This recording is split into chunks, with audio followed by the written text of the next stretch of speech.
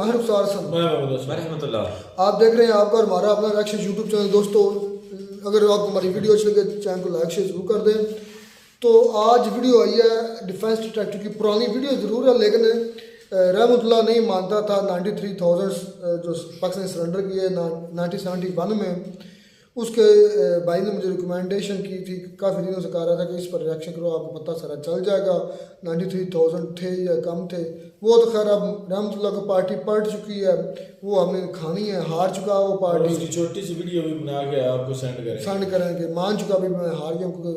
खैर फिर भी लोग तो कैसे कैसे सबूत देते हैं। 2 पार्ट्स में पार्ट 1 आज करेंगे, फिर पार्ट 2 कल अगर रिकमेंड की तो देखते हैं पहले वीडियो, फिर इस पर बात करते हैं।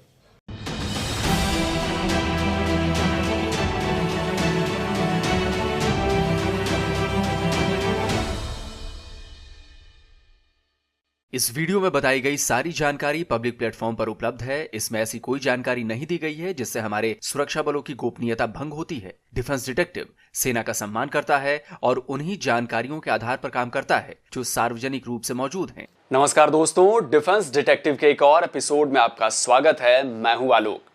तो दोस्तों आज का ये वीडियो बहुत खास होने वाला है क्योंकि इस वीडियो में ना तो मैं किसी मिसाइल की बात करूंगा, ना किसी टैंक की बात करूंगा, ना किसी बंदूक की बात करूंगा और ना ही किसी फाइटर जेट की बात करूंगा। इस वीडियो में, आज के इस वीडियो में बात होगी एक ऐसे सच की जिसे पाकिस्तानी प्रोपेगेंडा मशीनरी झूठा साबित करने पर तुली हुई है। और यह सच है 1971 की जंग में 93,000 पाकिस्तानी सैनिकों के सरेंडर का। तो चलिए, कौन है ये जो दावा कर रहा है और उसका दावा मैं कैसे तोड़ने वाला हूं, वो भी सबूतों के साथ, इस वीडियो को शुरू करते हैं। पाकिस्तान का एक यूट्यूब चैनल है रिएक्शन टाइम एंड PNMM। इसमें आते हैं ये भाई साहब जिनका नाम है फारिस जावेद। अमूमन हर भारतीय वीडियो पर रिएक्शन देते हैं, भारत के लोग इन्हें देखते भी हैं, लेकिन इस बार इन्होंने एक ऐसे विषय पर अपना ज्ञान दे दिया जिसके ढेरों सबूत मौजूद हैं। इन्होंने दावा कर दिया कि 71 की जंग में 93,000 पाकिस्तानी सैनिकों के सरेंडर का जो दावा किया गया है वो झूठा है, भारत के द्वारा प्रोपेगेंडा फैलाया गया है। और अपनी बात साबित करने के लिए इन्होंने 2 वीडियो में कुल मिलाकर 8 सबूत दिए हैं और दावा किया है कि ये बिल्कुल ऑथेंटिक सबूत हैं। तो इसमें उन्होंने सबसे पहले बात की शिमला एग्रीमेंट की, दूसरा सबूत दिया है इंस्ट्रूमेंट ऑफ सरेंडर डॉक्यूमेंट का, तीसरा सबूत दिया सरेंडर के एक वीडियो का, चौथा सबूत दिया है भारत के पूर्व डिफेंस मिनिस्टर केसी पंत के एक बयान का, पांचवा सबूत दिया है एक अमेरिकी भारतीय पत्रकार शर्मिला बोस का, छठा सबूत दिया है अमेरिकी राजनेता चार्ली विल्सन का, सातवां सबूत दिया है एक और अमेरिकी नेता स्टीफन सोलाज का और आठवां सबूत दिया है पाकिस्तान के हमदुर रहमान कमीशन की रिपोर्ट का। तो दोस्तों तैयार हो जाइए इनके दिए गए सभी 8 सबूतों को ध्वस्त होता देखने के लिए, क्योंकि आप सब तो जानते हैं कि मैं बिना सबूतों के कोई भी बात नहीं करता। और इसीलिए मुझे रिसर्च में थोड़ा ज्यादा टाइम लगा क्योंकि भाई इनका काउंटर सबूत भी तो मुझे जमा करना था। तो इनके 8 दिए गए जो सबूत हैं उनके काउंटर में जो मेरे सबूत हैं, इन सबको एक वीडियो में समेटना बहुत ज्यादा मुश्किल है। तो इसलिए मैंने इस वीडियो को कम से कम 2 पार्ट में बनाने का निश्चय किया है जिससे एक एक पॉइंट करके सारी चीजें क्लियर हो जाएं और 8 के 8 दावे इनके ध्वस्त कर सकूं। अच्छा, सबसे मजे की बात यह है कि फारिस भाई ने दोनों ही वीडियो में जिन जिन जानकारियों को बतौर सबूत पेश किया है उसे साबित करने के लिए सिर्फ 3 लिंक दिए हैं। पहले पार्ट में शिमला एग्रीमेंट और इंस्ट्रूमेंट ऑफ सरेंडर का लिंक, अपने दूसरे पार्ट में उन्होंने उन दोनों लिंक्स के साथ हमदुर रहमान कमीशन की रिपोर्ट का लिंक भी जोड़ दिया है, जो कि हमदुर रहमान कमीशन की असली रिपोर्ट नहीं है बल्कि उसकी जो सप्लीमेंट्री रिपोर्ट पेश की गई थी ये उसका लिंक है। ओरिजिनल रिपोर्ट का लिंक इन्होंने नहीं दिया। मैंने भी बड़ी कोशिश की असली रिपोर्ट निकालने की, लेकिन मुझे उसकी उर्दू कॉपी मिल रही थी, इंग्लिश नहीं मिली। अब मुझे उर्दू पढ़नी आती नहीं, इसलिए मेरे लिए किसी काम की नहीं थी। लेकिन इंग्लिश वाले रिपोर्ट का एक पन्ना मुझे मिल गया है। उसमें क्या लिखा है सरेंडर के बारे में वो भी बताऊंगा। हमदुर रहमान कमीशन की रिपोर्ट के बारे में मैं आपको बता दूं कि यह रिपोर्ट जब आई थी तो इसे सेना ने सामने लाने ही नहीं दिया। उस वक्त इसकी सिर्फ 12 कॉपीज बनाई गई थी, लेकिन सेना ने 11 को नष्ट कर दिया था। सिर्फ एक बची थी जिसे उसने सरकार को सौंपा था, इस शर्त पर कि उसे वो पब्लिश नहीं करेगी।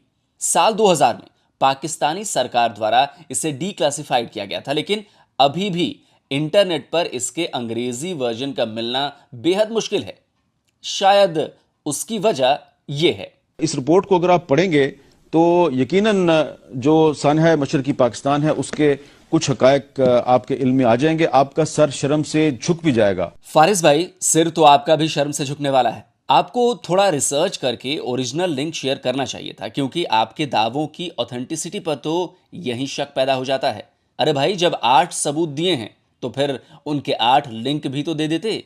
सोर्स क्या है, फैक्ट चेक कैसे करेंगे? मैं तो जो भी सबूत यहां फारिस भाई पेश करने वाला हूं, सबके लिंक शेयर करूंगा कि उसका सोर्स क्या है। और फारिस भाई, आपके सिर्फ 3 सबूतों को छोड़कर किसी का भी सोर्स आपने नहीं बताया है। बस बोल दिया कि उन्होंने ये कहा वो कहा। अरे भाई, कहां पर कहा, किस वेबसाइट ने छापा, उसका रेफरेंस कहां का है? अगर ये बता दिया होता तो हाथ के हाथ फैक्ट को चेक करने में कोई गलती ना होती। अब आपने ऐसा क्यों किया, इसका भी पर्दाफाश करूंगा, लेकिन पहले जरा फारिस भाई का वो ज्ञान सुन लेते हैं जो इन्होंने इस वीडियो में दिया है। उनका ये ज्ञान सुनना बेहद जरूरी है, क्योंकि मेरे काउंटर वीडियो के लिए उनके इसी ज्ञान से ही मुझे बड़ी जबरदस्त प्रेरणा मिली है। कोशिश आप ये करो कि जब भी कोई बात आपको मिले, किसी से सुनो, उसको तहकीक कर लो, उस पर उसको एकदम बिलीव ना कर लो, ठीक है? क्योंकि जो बंदा फौरन बिलीव कर लेता है ना कहीं सुनी बातों पे फौरन, तो वो सच्चा नहीं हो सकता। बहुत कम चांसेस हैं कि वो सच्चा हो, ठीक है? क्योंकि सच्चा बंदा सच्चाई को जानेगा, वो उसके पीछे जाएगा। तो दोस्तों, फारिस भाई की बात मानते हुए मैं सच की तलाश में निकल पड़ा और इसके लिए फिर सबूतों को जमा करने लगा, क्योंकि मुझे भी कहीं सुनी बातों पर बिल्कुल भी भरोसा नहीं होता और जब तक मैं सच्चाई की जड़ें खोद कर बाहर ना निकाल लूं, मुझे चैन नहीं मिलता। तो चलिए, फारिस भाई ने अपने पहले सबूत के तौर पर जो शिमला एग्रीमेंट की बात कही है, पहले उसे देख लेते हैं। लो यार दोस्तों, ये आपके सामने पूरा एग्रीमेंट है, ठीक है? ये साइन हुआ हुआ इंदिरा गांधी जी और जुल्फकार अली भुट्टो, इन्होंने अपने पूरा उसका किया है। लो यार, ये पूरे एग्रीमेंट में आपने मुझे वो फिगर दिखा देनी है, लिंक मैं आपको नीचे दे दूंगा, ठीक है दोस्त? मैं इसलिए आपको कह रहा था कि आप लोग रिसर्च, हज़ारों कमेंट्स होते हैं, तो वो जो मैं कहता हूँ ना कि सिर्फ 3-4 लगता है कि जिन्होंने देख कर आते हैं और रिसर्च करके आते हैं, उसका रीज़न यही होता है क्योंकि वो मैं चीज़ें कोशिश होती है कि वही कहूँ आपको जो मैंने खुद पढ़ी होती है और जो चीज़ की होती है। अब इसमें आपने दोस्तों मुझे ये 2-3 पेज हैं, ज़्यादा टाइम नहीं लगेगा, 93,000 की फिगर आपने मुझे दिखा देनी है ब्रदर, ठीक है? जो कि मैंने आपको बोला था कि ये बहुत बुरे तरीके से मीडिया ने इसको फैलाया और बहुत ही हैवली ये डिस्टॉर्टेड फिगर है, बहुत ही हैवली। इनकी बात सही है। शिमला एग्रीमेंट में ये कहीं नहीं लिखा कि 93,000 पाकिस्तानी सैनिकों को छोड़ा गया। इसमें सिर्फ एक लाइन लिखी है कि शिमला एग्रीमेंट जो इंदिरा गांधी और जुल्फिकार अली भुट्टो के बीच साइन किया गया है, वो एक शांति समझौते से ज्यादा 71 की जंग के बाद के नतीजों को पलटने के लिए किया गया। इसमें उदाहरण दिया गया है कि जैसे सैनिकों को वापस बुलाना और POWs यानी युद्ध बंदियों की अदला बदली। अब फारिस भाई इसमें 93,000 के आंकड़े को ढूंढते रह गए, लेकिन उन्होंने इस एग्रीमेंट की मूल भावना पर ध्यान ही नहीं दिया। यह एग्रीमेंट सिर्फ और सिर्फ कश्मीर विवाद के लिए किया गया था, ना कि युद्ध बंदियों की अदला बदली के लिए। इसे आप ध्यान से पढ़ेंगे तो पूरी बात समझ में आ जाएगी। इसी एग्रीमेंट के जरिए भारत ने जम्मू कश्मीर के मसले को UN से निकालकर सिर्फ भारत और पाकिस्तान के बीच का आपसी मुद्दा बना दिया। इसमें साफ लिखा है कि दोनों देश कश्मीर विवाद को आपस में बातचीत से सुलझाएंगे और इसमें किसी भी तीसरे पक्ष की दखल नहीं होगी। 99.99% बातें सिर्फ और सिर्फ कश्मीर विवाद और दोनों देशों के बीच शांति की लिखी गई हैं। यानी शिमला समझौता 93,000 युद्धबंदियों के लिए हुआ ही नहीं था, तो ये उसका दस्तावेज भला कैसे हो गया? ये समझौता हुआ था भारत और पाकिस्तान के बीच कश्मीर को लेकर। 93,000 की तो बात इसमें जो कही जा रही है आपके द्वारा, वो फिर लिखने का मतलब ही नहीं है ना, क्योंकि यह समझौता 93,000 के लिए युद्धबंदियों के लिए था ही नहीं। तो फारिस भाई, आपने बड़ी चालाकी से इस दस्तावेज को यहां पर पेश किया, लेकिन ये उसका दस्तावेज है ही नहीं। ये सरेंडर का दस्तावेज नहीं है, ये जम्मू कश्मीर पर दोनों देशों के बीच हुए समझौते का दस्तावेज है। तो फारिस भाई, पहला आपका सबूत तो यहीं पर ध्वस्त हो गया। चलिए अब बात करते हैं आपके दूसरे सबूत की, जो आपने कहा है इंस्ट्रूमेंट ऑफ सरेंडर वाला। फिर एक भाई ने कहा instrument of surrender of Pakistan, आप कह लो कि ये मैंने खोला हुआ इंस्ट्रूमेंट ऑफ सरेंडर, ये है जी, मैंने ये लिया है, ये आप देख लो, ministry of internal affairs India की वेबसाइट है ये, ठीक है, ये India ministry of external affairs government of India की वेबसाइट है, वहाँ से ये मैंने पूरा लिया हुआ है, ठीक है। हाँ, उनकी एक बात ठीक थी कि वो जनरल न्याजी और उनके नाम लिखे हुए हैं यहाँ पे, वो लिखे हुए हैं, बस यहाँ तक, इस हद तक ठीक थी। ये पूरे इसमें आप भी मुझे, अब इसमें भी आपने मुझे वो फिगर दिखानी है 93,000, ठीक है। फारिस भाई की ये बात भी सही है कि इंस्ट्रूमेंट ऑफ सरेंडर में कहीं भी 93,000 का आंकड़ा नहीं लिखा है। लेकिन फारिस भाई एक बात बताइए, 16 दिसंबर 1971 को यह सरेंडर हुआ था, यानी तब लड़ाई तो चल रही थी ना, और ये दस्तावेज इससे कुछ दिन पहले तैयार किए गए होंगे, तभी तो जनरल नियाजी के पास इसका प्रस्ताव भेजा गया। तो ये बताइए कि चलती हुई लड़ाई में सैनिकों की गिनती होती है क्या, वो भी दुश्मन देश की सेना के द्वारा? सरेंडर करने के पहले दस्तावेज तैयार हुए तो इसमें पहले से ही नंबर्स लिख कैसे दिए जाएंगे कि कितने लोगों ने सरेंडर किया? इसे भी आप ध्यान से पढ़ेंगे तो पहली ही लाइन में लिखा है कि पाकिस्तान की पूर्वी कमान तैयार है बांग्लादेश में मौजूद सभी पाकिस्तानी आर्म फोर्सेस के सरेंडर के लिए, जिसमें आर्मी, एयरफोर्स और नेवी के साथ साथ सभी पैरामिलिट्री और सिविल आर्म फोर्सेस के जवान शामिल हैं। तो फारिस भाई, भारतीय सेना अंतर्यामी तो थी नहीं कि लड़ाई खत्म होने से पहले ही, सरेंडर खत्म होने से पहले ही ये जान जाए कि वहां पर पाकिस्तान के 93,000 सैनिक मौजूद थे। अब जब लड़ाई खत्म हुई, सरेंडर हो गया, उन सैनिकों की गिनती हुई, तब जाकर पता चला कि भाई पाकिस्तानी सेना के 93,000 सैनिक थे। तो फारिस भाई, आपका ये जो दूसरा सबूत था वो भी ध्वस्त हो चुका है। और आंकड़ा क्या है, अब ये जो सही आंकड़ा है 93,000 का, अब ये तो भारतीय सेना ही बताएगी ना, क्योंकि गिनती उसी ने की थी। तो चलिए भारतीय सेना के आधिकारिक सबूत को आपको दिखाता हूं, जिसमें 93,000 सैनिकों का जिक्र किया गया है। आप इंडियन आर्मी की वेबसाइट पर जाएं, इसका लिंक मैंने नीचे डिस्क्रिप्शन बॉक्स में दिया हुआ है। वहां पर आपको 71 की जंग पर भारतीय सेना की कार्रवाई पर पूरी विस्तृत जानकारी मिलेगी। इसी में जब आप बिल्कुल नीचे जाएंगे तो 93,000 वाला आंकड़ा साफ साफ लिखा हुआ नजर आ जाएगा।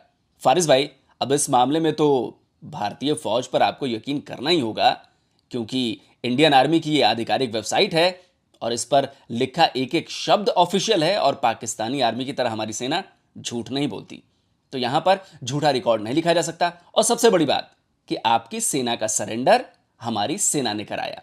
हालांकि मुझे यकीन कम है कि फारिस भाई को इस पर यकीन आ रहा होगा, लेकिन फारिस भाई चिंता मत कीजिए, मेरे पास ऐसे ऐसे सबूत हैं जिनको अगर आप काउंटर वीडियो बनाना चाहें तो काटना बहुत मुश्किल है, नामुमकिन है। और उसके लिए आप जितनी रिसर्च करेंगे ना, उतने में तो मुझे लगता है कि कोई भी पीएचडी कर सकता है। खैर, आगे बढ़ते हैं और फारिस भाई आपके तीसरे सबूत की बात करते हैं, जिसमें आपने एक वीडियो दिखाया है। तो चलिए जरा इस वीडियो की सच्चाई भी मैं सबके सामने लेकर आता हूं। लास्ट में आपको एक चीज बता दूं, ये वीडियो है, किसी अक्ल वाले बंदे को ये पूछ लेना है, ठीक है। ये सोल्जर है जी, ठीक है, ये सोल्जर है, ये सोल्जर है भाई, ठीक है, सारे ये जा रहे हैं, ठीक है भाई, ये जा रहे हैं, पीछे पूरे खाली है, ये देखें, ये देखें, ग्राउंड है, सारी ग्राउंड है, ये ना भाईजान, ये भाईजान, ये सारे लोग हैं, इसमें बहुत क्लिप होंगे, ठीक है। किसी भी नॉर्मल बंदे को दिखा दें और कहते हैं कि ये कितने बंदे होंगे, वो आपको बता देगा। 90,000 डॉलर की बात हो रही है, ठीक है। यहां भी फारिस भाई की बातों को सुनकर मैं सोच में पड़ गया कि भाई बात तो सही है, वीडियो को देखें तो 93,000 की भीड़ तो पता नहीं चल रही है। अब उस वक्त ड्रोन कैमरे भी नहीं थे कि ऊपर से शूट कर लेते तो अंदाजा लग जाता। तो इसकी हकीकत जानने के लिए मैंने रिवर्स रिसर्च शुरू की, सबूत तलाशने लगा, तो मुझे ये वीडियो मिला। ये उसी वक्त का वीडियो है जब सरेंडर किए गए कुछ पाकिस्तानी सैनिकों को भारत में बने प्रिजनर ऑफ वॉर कैंप में ले जाने की तैयारी चल रही थी। इस वीडियो में जो रिपोर्टर आपको दिख रहे हैं, उनका नाम रिचर्ड लिंडले था। ब्रिटेन के बेहतरीन पत्रकारों में इनका नाम शुमार किया जाता है। बांग्लादेश की जंग को कवर करते हुए भी इन्होंने बेहद शानदार काम किया था। उस वक्त लिंडले ITN नेटवर्क के लिए काम कर रहे थे और तब पत्रकारिता आज की तरह नहीं होती थी। एक एक शब्द, एक एक फैक्ट चेक करके दिए जाते थे। तो इस वीडियो में रिचर्ड लिंडले ने क्या रिपोर्ट दी थी, फारिस भाई आपको उसे बेहद ध्यान से सुनने की जरूरत है। और मुझे पूरी उम्मीद है कि फारिस भाई आप ये वीडियो देख रहे हैं तो आप भी बहुत ध्यान से सुनिएगा। रिपोर्ट अंग्रेजी में है, उसका रोमन में अनुवाद किया है जिससे किसी को भी समझने में दिक्कत ना हो। Before the Indian army can think about leaving Bangladesh, 93,000 Pakistani prisoners of war will have to be transported to India. 25,000 of them are here in the Dhaka cantonment getting ready to leave. Faris भाई ये सबूत ठीक लग रहा है आपको? इसका भी लिंक नीचे दिया हुआ है, आप इसे क्रॉस चेक कर सकते हैं। इसमें दो बेहद अहम जानकारियां दी गई हैं। पहली ये कि 93,000 पाकिस्तानी सैनिकों ने सरेंडर किया। अब उस वक्त रिपोर्टर झूठ तो बोलेगा नहीं, उसे जो कुछ भी वहां दिखा होगा उसकी सच्चाई जांची होगी, तभी उसने 93,000 का आंकड़ा दिया होगा। हालांकि तब भी आपको भरोसा नहीं हुआ, लेकिन यकीन मानिए इसके अलावा भी मेरे पास बेहद पुख्ता सबूत हैं इस दावे को साबित करने के लिए। इस रिपोर्ट में रिचर्ड लिंडले ने दूसरी अहम जानकारी यह दी कि ढाका कैंट के मैदान में ये 25,000 सैनिक थे। तो आप जो कह रहे थे कि मैदान खाली दिख रहा है, अगर 93,000 ने सरेंडर किया था तो उतनी भीड़ क्यों नहीं दिख रही थी? तो फारिस भाई वो वीडियो ढाका कैंट के मैदान का ही है जहां पर सरेंडर सेरेमनी का आयोजन किया गया था। तो वहां पर 93,000 नहीं थे, सिर्फ 25,000 ही सैनिक थे और इनमें जनरल नियाजी समेत सारे बड़े कमांडर्स मौजूद थे। आपने ये नहीं सोचा कि जब जंग पूरे बांग्लादेश में चल रही थी तो पूरे के पूरे 93,000 सैनिक ढाका में ही मौजूद नहीं होंगे, अलग अलग जगहों पर लड़ रहे थे, सरेंडर भी अलग अलग जगहों पर हुए थे। तो उन सबको एक साथ ढाका लेकर आना भी ठीक नहीं था, क्योंकि अगर 93,000 सैनिक एक जगह हो जाते तो समझ रहे हैं ना कितना बड़ा खतरा हो सकता था। एक साथ मिलकर वो पलटवार कर देते, किसी तरह का सुनियोजित हंगामा शुरू कर देते तो किसी भी तरह हालात को संभालना मुश्किल हो जाता। इसीलिए यहां पर सिर्फ 25,000 ही थे। क्योंकि ढाका में भारतीय सैनिकों की संख्या इससे थोड़ी ज्यादा थी, इसलिए वो ऐसे किसी भी हालात को रोकने में सक्षम थे। और यहां पर जो 25,000 पाकिस्तानी जवान थे ना, वो भी उन 40,000 सैनिकों में से थे जिन पर ढाका की सुरक्षा की जिम्मेदारी थी। मोहम्मदुर रहमान कमीशन की जो असली वाली रिपोर्ट थी, आपकी वाली सप्लीमेंट्री नहीं, असली वाली, जिसे पढ़ने के बाद हर पाकिस्तानी शर्म से पानी पानी हो जाएगा। ये मैं नहीं, आपके ही देश के पत्रकार हामिद मीर ने कहा था, जिनका वीडियो क्लिप मैंने दिखाया था। उसका एक पन्ना ढूंढते ढूंढते मुझे मिल गया, पेज नंबर 259, चैप्टर सरेंडर इन ईस्ट पाकिस्तान। उसमें भी साफ साफ लिखा है कि ढाका में उस वक्त करीब 24,000 सैनिक थे। ध्यान दीजिएगा, साफ लिखा है ढाका में, यानी यहां पर सिर्फ ढाका की बात की जा रही है, ना कि पूरे बांग्लादेश की। हालांकि उन्हें भी इसकी पुख्ता जानकारी नहीं थी। उनके मुताबिक ये सभी सैनिक नहीं थे, सिर्फ 16,500 ही सैनिक थे। लेकिन इन्होंने ये जानकारी पाकिस्तानी सैनिकों से पूछताछ के बाद बताई थी। इसलिए इस पर आंख मूंद कर भरोसा कर लेना भी ठीक नहीं है, क्योंकि पाकिस्तानी सैनिकों ने सच ही बोला होगा, इस पर मुझे संदेह है। फारिस भाई, मुझे अब भी नहीं लग रहा कि आपको मेरे दिए जा रहे सबूतों पर यकीन हो रहा है। तो चलिए, अभी अगर मान लीजिए कि आपको ब्रिटिश सबूतों पर भरोसा नहीं हुआ, तो मेरे पास एक और सबूत है, और यह सबूत अमेरिकन है। यानी कि अमेरिकी सबूत है 90,000 से ज्यादा पाकिस्तानी सैनिकों के 1971 की जंग में सरेंडर का। तो चलिए अब आपको अमेरिकन सबूत दिखाता हूं। अमेरिकी अखबार न्यूयॉर्क टाइम्स को तो जानते ही होंगे आप, बड़ा पुराना और बेहद विश्वसनीय अखबार है। बांग्लादेश की जंग के वक्त यह अखबार मौजूद था। तो उसमें 29 अगस्त 1973 को एक रिपोर्ट छपी। इसकी हेडिंग थी कि भारत 90,000 पाकिस्तानियों को शांति समझौते के तहत छोड़ेगा। इसका लिंक भी नीचे दिया हुआ है, आप चेक कर लीजिएगा। इसी में उस वक्त छपे अखबार के पहले पन्ने की तस्वीर भी दी गई है। अब इसके हाई रेजोल्यूशन के लिए मुझे पैसे खर्च करने पड़ते, लेकिन मुझे लगा कि अब इतनी सी बात के लिए कौन डॉलर में पैसे खर्च करे, इसी तस्वीर से काम चल जाएगा, क्योंकि पुख्ता सबूत के लिए इसकी हेडिंग ही काफी है। तो देखिए, ये मैंने हेडिंग को हाईलाइट कर दिया है कि साफ साफ दिख जाए। यहां भी वही लिखा है कि भारत 90,000 पाकिस्तानियों को शांति समझौते के तहत रिहा करने वाला है। अब फारिस भाई, अगर 90,000 पाकिस्तानी सैनिकों के डेटा में कुछ गड़बड़ भी होती अगर इसे बढ़ा चढ़ाकर पेश किया गया होता तो बात तो खुल गई होती ना। यह रिपोर्ट साल 1973 में छपी है, यानी 2 साल बाद। तब तक तो खुलासा हो चुका होता। अगर आंकड़ों के साथ छेड़छाड़ की गई होती तो उस वक्त तो अमेरिका भी आपका ही साथ दे रहा था। निक्सन साहब अपना 7वां बेड़ा भेज चुके थे, तो वो भारत को नीचा दिखाने का इतना शानदार मौका तो मेरे हिसाब से नहीं छोड़ते। फारिस भाई, 3 ऑथेंटिक सबूत मैं आपको दे चुका हूं, एक भारतीय सेना का, एक ब्रिटिश जर्नलिस्ट का और तीसरा न्यूयॉर्क टाइम्स अमेरिकन अखबार का। तो मुझे लग रहा है कि अब आपको भरोसा धीरे धीरे हो रहा होगा, लेकिन यकीन मानिए जब फाइनल सबूत मैं पेश करूंगा ना, जो फाइनल सबूत होगा इन 90,000 से ज्यादा सैनिकों के सरेंडर वाला, उसको तो आप कभी काट नहीं पाएंगे। लेकिन वो अभी इस वीडियो में पेश नहीं करूंगा, वो आपके दूसरे वीडियो में सब फाइनल कर लूंगा, तब वो तुरुप का इक्का निकालूंगा और उसको पेश करूंगा। तो अभी जो है, अब मैं एक और सबूत आपके लिए लेकर आता हूं। ये मेरा चौथा सबूत है जो ये साबित करेगा कि पाकिस्तान के 90,000 से ज्यादा सैनिकों ने सरेंडर किया था। अल जजीरा को तो आप जानते ही होंगे। इसमें 16 मई 2015 को एक रिपोर्ट छपी, इसका लिंक भी नीचे दिया हुआ है मैंने। इसकी हेडिंग थी, मेरे पिता भारत में एक पाकिस्तानी युद्धबंदी। इसकी सब हेडिंग में बताया गया है कि एक बेटी की अपने पिता को श्रद्धांजलि जो जंग के अपने जख्मों से कभी रिकवर ही नहीं हो पाए।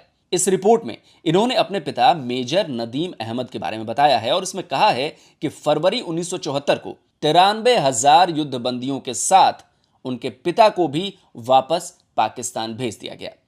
फारिस भाई, नंबर्स देख रहे हैं ना आप, 93,000। अब एक बेटी ने यह बात तभी कही होगी जब उसके पिता ने पूरी कहानी सुनाई होगी। बेटी भला सुनी सुनाई बातों पर भरोसा करके 93,000 का आंकड़ा क्यों देती? अपने पिता से बेहतर कौन होता युद्ध से संबंधित बातों को बताने वाला? और अल जजीरा भी कोई छोटा मोटा मीडिया हाउस तो है नहीं, और ना ही भारत का दोस्त है जो सच्चाई को छुपा लेता। उसने भी वही लिखा जो सच है। तो दोस्तों, फारिस भाई का जो 93,000 पाकिस्तानी सैनिकों के सरेंडर का जो पार्ट 1 वीडियो था, तो उसमें इन्होंने जितने भी सबूत दिखाए, उन सारे सबूतों को मैंने खारिज कर दिया अपने नए सबूतों के द्वारा। और ये मेरे सबूत बिल्कुल ऑथेंटिक हैं। सबके लिंक्स मैंने नीचे डिस्क्रिप्शन बॉक्स में शेयर किए हुए हैं, आप वहां पर जाकर फैक्ट चेक कर सकते हैं। अब इनका पार्ट 2 वीडियो भी है, इसमें भी कई सारे सबूत इन्होंने दिए हैं, लेकिन ये वीडियो थोड़ा बड़ा हो जाएगा अगर मैं सारी चीजें एक साथ कर दूं। तो इनके पार्ट 2 वीडियो का जवाब भी मैं पार्ट 2 वीडियो में अपने दूंगा, और उसमें और भी शानदार वाले सबूत हैं। और उसमें फारिस भाई ने क्या चालाकी दिखाई है, उस चालाकी का भी पर्दाफाश करने वाला हूं। और फारिस भाई, थोड़ी सी ज्यादा रिसर्च आप कर लेते ना तो ये वीडियो आप बनाते ही नहीं, लेकिन मुझे लगता है कि आप पर दबाव ज्यादा आ गया। आपने थोड़ी सी हल्की फुल्की जो बातें दिखी, आपको लगा कि नहीं बना देना चाहिए, कंट्रोवर्सी हो जाएगी तो वीडियो भी चल जाएगा। लेकिन कोई बात नहीं, मुझे लगता है कि आप रिएक्शन देते हैं तो ज्यादा अच्छा रिएक्शन देते हैं और अच्छी बातें करते हैं। डिटेक्टिव टाइप की चीजों में जरा मुझे लगता है कि आपको घुसना नहीं चाहिए, वो हम लोग के लिए छोड़ दीजिए, हमें भी काम करने दीजिए। लेकिन आपके पार्ट 2 वीडियो में आपने जितनी भी चीजें कही हैं और जिन जिन की बातें की हैं, वो आपको कहां से मिली और उनका सोर्स क्या था, और उनके बदले में मेरा काउंटर आर्गुमेंट क्या होगा, काउंटर सबूत क्या होगा, वो भी एक एक करके पेश करूंगा और सबके लिंक्स दूंगा जिससे आप फैक्ट चेक कर सके। आपने तो लिंक दिए नहीं, लेकिन मैं सबके लिंक्स दूंगा कि जो भी मैंने सबूत के तौर पर पेश किया है, उनके सारे लिंक आपके सामने होंगे, पूरी दुनिया के सामने होंगे, जिससे किसी को शक न रह जाए। तो दोस्तों, उम्मीद है आपको डिफेंस डिटेक्टिव का ये वीडियो पसंद आया होगा और जल्दी ही मैं इसका पार्ट 2 लेकर आने वाला हूं, तो इंतजार कीजिए थोड़े वक्त का। नमस्कार, जय हिंद।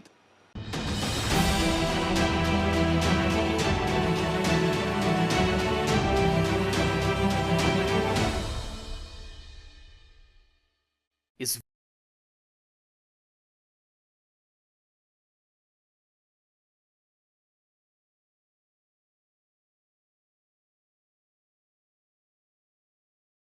किसी को भी समझने में दिक्कत ना हो। Before the Indian army can think about leaving Bangladesh, 93,000 Pakistani prisoners of war will have to be transported to India. 25,000 of them are here in the Dhaka cantonment getting ready to leave. Faris भाई, ये सबूत ठीक लग रहा है? तो जी दोस्तों, video हो गई ख़त्म। वीडियो बड़ी शानदार थी।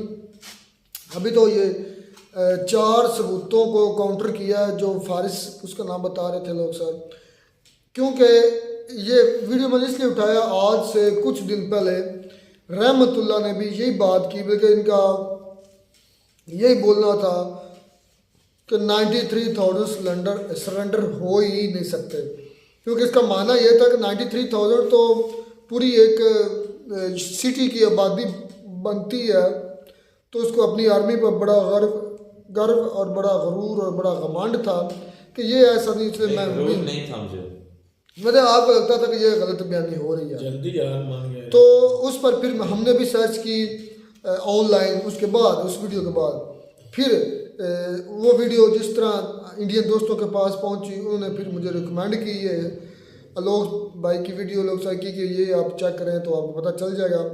इसी तरीके से जब कोई नया बैठता है ना, मतलब कि यूट्यूब पर, तो वो वाकई भी नहीं मानता कि पाकिस्तान आर्मी 93,000, क्योंकि यार ये फिगर ही बहुत बड़ा है, मानने में आ ही नहीं सकता। तो इसलिए फारिस भाई भी थोड़ा सा कंफ्यूज हो गए, उन्होंने सरेंडर का वो दिखाया, फिर शिमला एग्रीमेंट दिखाया, फिर वो वीडियो चलाई जब वो सरेंडर का हुआ था, कहता गैप बहुत ज़्यादा, इतनी आवाम हो ही नहीं सकती। तो उसके फिर वन बाई वन आलोक साहब ने लॉजिकली जवाब दिए। पहले उन्होंने कहा शिमला एग्रीमेंट, उस पर आलोक साहब ने कहा कि शिमला एग्रीमेंट जो हुआ था वो तो हुआ ही कश्मीर पर था, बेसिकली प्योर कश्मीर पर था, उसमें तो ये वाली थी नहीं, मतलब शीख जो है अपना, लेकिन उसमें भी लिखा हुआ था, वो भी आलोक साहब ने दिखाया, उसमें भी लिखा हुआ था कि प्रिजन जो है, कैदी जो है वो भी इसमें रिहा किए, लेकिन तादाद नहीं बताई। तादाद का यार ये बात तो मैं भी मानता हूँ, ये मैं बात दिल से मानता हूँ कि 1971 की जो बांग्लादेश और पाकिस्तान का जो उस वक्त जो मसला बना था ना, इशू, उस वक्त इन्होंने सरेंडर किया था पाकिस्तान आर्मी ने, ठीक है, लेकिन जो ये फिगर दिया जाता है ना 93,000 का, 93,000 सोल्जर का, ये बहुत ज्यादा है। मैं इस बात को नहीं मानता था, और मुझे आज भी लगता है कि मैं उस वक्त भी सही था और अभी भी सही हूँ। मैं इस बात को नहीं मानता कि 93,000 सरेंडर उन्होंने किया है, तो क्यों बहुत बड़ी तादाद है। इस तरह इतना आज माने हो नहीं, बात सुनो, नहीं मैं माना, कितनी मर्तबा लोग सर ने इस तरह की पिक्चर दिखाई में, फोटो दिखाई है, आज वीडियो भी दिखा दिया है, वीडियो में भी 93,000 देखने में नहीं लग रहे थे, वो तो 1,000 भी नहीं लग रहा था। 93,000 तो दूर की बात है कि आपको वो 1,000, यही बात वो लड़की ने जो वहाँ पे अपने वालिद के बारे में, क्या आपको लग नहीं रहा कि उन्होंने अल जजीरा सोचे समझे बगैर ही लिख दिया, या वाकई हकीकत थी? अब अल जजीरा तो पाकिस्तानी नहीं है ना, हिंदुस्तानी नहीं है, इंटरनेशनल मीडिया यार, वो गोरे को वो जो गोरे रिपोर्टिंग करने आया था वो भी तो मुझे पता है, BBC वहाँ पर मौजूद था, लेकिन वहाँ की जो उस वक्त की रिपोर्टें या मतलब को वीडियोस हैं, वीडियो तो कोई भी नहीं दिखाता इतनी। यार 93,000 को इस तरह बंदा को वीडियो शूट करे तो पता चलता है, 93,000 को छोड़ को 1,000 बंदा बैठा होना, 1,000 में तुम बाहर लाकर बिठा समझ फिर को नहीं समझ को छोड़ो, मैं तुम्हें बताता हूँ कि 1,000 अगर बाहर आ जाए ना तो तुम्हें लग पता जाए कि 1,000 बंदा कितना ज्यादा, तो वो तो फिर 93,000 था। जो वीडियो दिखाते हैं या जो पिक्चर दिखाते हैं उसमें तो 1,000 भी नहीं होता, बल्कि सारे आप पढ़े लिखे यार बंदे हैं, आप बता रहे हैं कि एक पिक्चर में 93,000, उसमें ड्रोन भी नहीं था, ड्रोन आ सकते हैं 93,000। मेरी बात सुने, 93,000 ये नहीं जरूरी कि 93,000 आना है। देखना कि अब जो एक समंदर है, समुद्र को पूरी एक कैमरा तो नहीं ना उसमें जो है कैप्चर कर सकता है, लेकिन पता तो चलता है कि पानी बहुत ज्यादा है आगे, तो इस तरह से वो भी तो कैप्चर कर सकते हैं, पता तो चल जाता है कि लोग बहुत ज्यादा हैं, इसलिए फौजी कोई अंदाजा ही हो जाता है, लेकिन इस तरह का कोई भी नहीं जो फिक्र मिलता। तुम्हें पार्टी पड़ी कि नहीं पड़ी? मुझे इससे मेरी बात सुनो, ठीक है, मैंने वो बात की थी कि माना मेरी बात ऑफ कैमरा माना, बात सुन ले, मैंने उस वक्त कहा था कि ये अगर रिपोर्ट्स को होगा तो मैं खिलाऊंगा, तो मैंने कहा और मैं मान भी गया हूँ कि ये जो पार्टी मेरी तरफ से होगी, लेकिन मैं इस जो फिर भी रिपोर्ट के अलावा मैं नहीं मानूंगा 93,000 का जो फिगर है मैं कभी भी नहीं मानूंगा। आप 93,000 नहीं, एक दफा पार्टी बनी है आपको फिर भी यार वो ठीक है यार, ये तो वही मैंने मान ली बादशाह के बेटे वाली कहानी में मैं फिर फिट करूंगा आप पर। नहीं, आप जो लानुसल्ली बादशाह, मैंने तुम्हें 2-3 बातें की तो क्या ये इस तरह अगर दिखा दे तो फिर तो चले फिर ठीक है। अल्लाह के बंदे ना उसका ड्रोन थे ना कोई जदीद टेक्नोलॉजी मोबाइल, ये तो शुक्र करो कि BBC के पास ये कैमरा ही कुछ चीजें होती। पाकिस्तान में तो कंसेप्ट भी नहीं था कैमरे और मोबाइल का जब ये काम होते रहे। और फिर तुम्हारे हामिद मीर ने वो कौन सी रिपोर्ट महमूदुर रहमान की कौन सी रिपोर्ट, लोग सर कह रहे हैं कि उसको डिक्लासीफाई कर दिया गया। हकीकत में वो रिपोर्ट पब्लिश जो हुई थी लेकिन उसकी एक कापी से गवर्नमेंट के पास पड़ी, बाकी सारी डिक्लासीफाई कर दी, ठीक है ना। तो वो क्यों नहीं पब्लिश होने दी? उस पर फिर जो हामिद मीर आपका ही साफ़ी है जो कह रहा है कि इसको डिक्लासीफाई किया गया, उसने फिर 1 बाय 1 ये सारी चीज़ें क्लियर की। मतलब कि बात इतनी है कि हम यार हकीकत है 93,000 सरेंडर जरूर हुआ लेकिन 93,000 नहीं है। जो मर्जी आप चाहे कह लें, 93,000 कभी नहीं हो सकते। 93,000 चले एक सेकंड, अगर आप नहीं ना मानते आप ही सबूत दे दें कि 93,000 नहीं है। फारस की तरह तुम भी आप कह रहे हैं कि आप लोग सर को झूठा बना दो, मैं सबूत देके, मैं बातों से नहीं, सबूत से। किसी सबूत से नहीं कह रहा, मैं अपनी एक दिल से अपने जो दिमाग से सोच ये रहा हूं। दिल नहीं मानता इस बात को कि 93,000 हो सकते हैं। सरेंडर हुआ ये मैं चले मानता हूँ, ये जो मानने वाली वो माननी चाहिए, लेकिन इतनी बड़ा जो उस वक्त में मेरा 93,000 का मसला था कि मैं नहीं मानता था 93,000 को, अब भी नहीं मैं मानता। चले जी खैर, इसका कवा अभी भी सफ़ेद है और सफ़ेद ही रहेगा। कुछ पाकिस्तानी ऐसे होते हैं जिनका कवा सारी ज़िंदगी सफ़ेद रहता है, वो ब्लैक हो ही नहीं सकता। उस पर चाहे पेंट भी कर दो, जो मर्जी करवा दो, तो वो कह नहीं यार ये अभी भी सफ़ेद ही है। तो यही बात है रहमतुल्लाह की भी सारे सबूत। अभी इसका दूसरा पार्ट भी है कि अब क्या क्या चीज़ें खुलने वाली हैं और ज़्यादा मज़ीद। खैर शानदार थी वीडियो, मिलते नई वीडियो में नाटक साथ, तब तक दीजिए इजाज़त, अल्लाह हाफ़िज़।